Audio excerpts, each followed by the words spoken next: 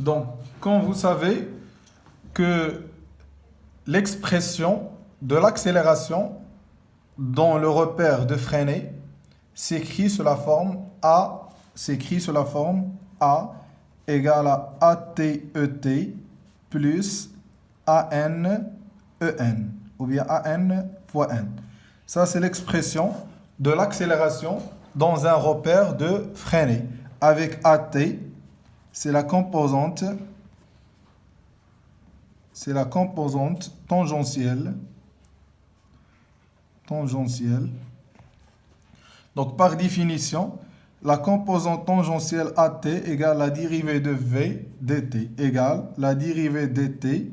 Donc, je remplace V par R fois θ point, puisque V égale à R fois θ point. Donc, égale à R fois la dérivée de θ point par rapport au temps. Donc, égale à R fois θ2 point.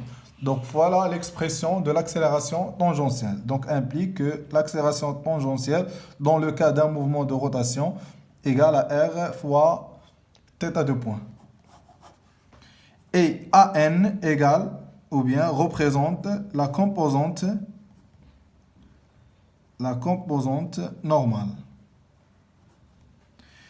Donc, AN, par définition, égale V au carré sur le rayon de courbure. Si le mouvement est circulaire, donc le rayon de courbure, c'est le rayon de la rotation. Égale, je remplace V par R fois θ point, le tout au carré, sur R. Donc, égale R fois θ point, le tout au carré. Donc, implique que la composante normale égale R fois θ point au carré. Ça, c'est l'expression de l'accélération normale. Donc, exemple, ou bien une application. Donc, l'expression de l'abscisse angulaire d'un point M en rotation autour d'un axe fixe et θ de t égale 10t au carré plus 40t plus 6 avec t en secondes et θ en radians. Donc la question 1, donc déterminer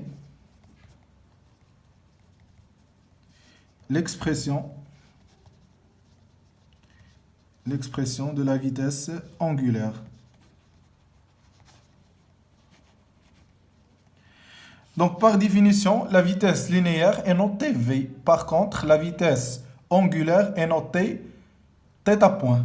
Donc la vitesse angulaire, c'est θ point. Donc θ point égale la dérivée de θ par rapport au temps.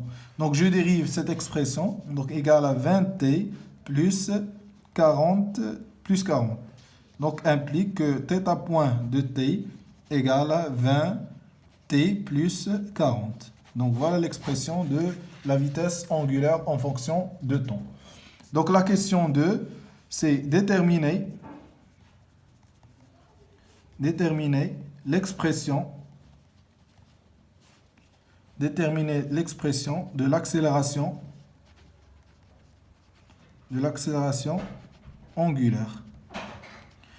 Donc par définition, l'accélération angulaire est notée θ2 point. Donc θ2 point égale la dérivée de θ point par rapport au temps. Égale la dérivée de θ point, c'est 20.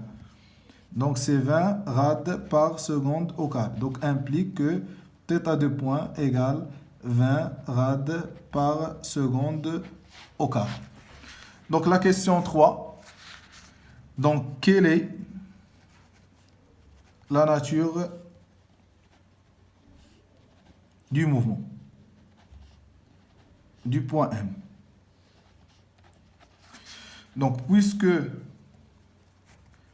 θ2 point égale à 20 différent de 0, alors le mouvement est un mouvement de rotation uniformément uniformément varié.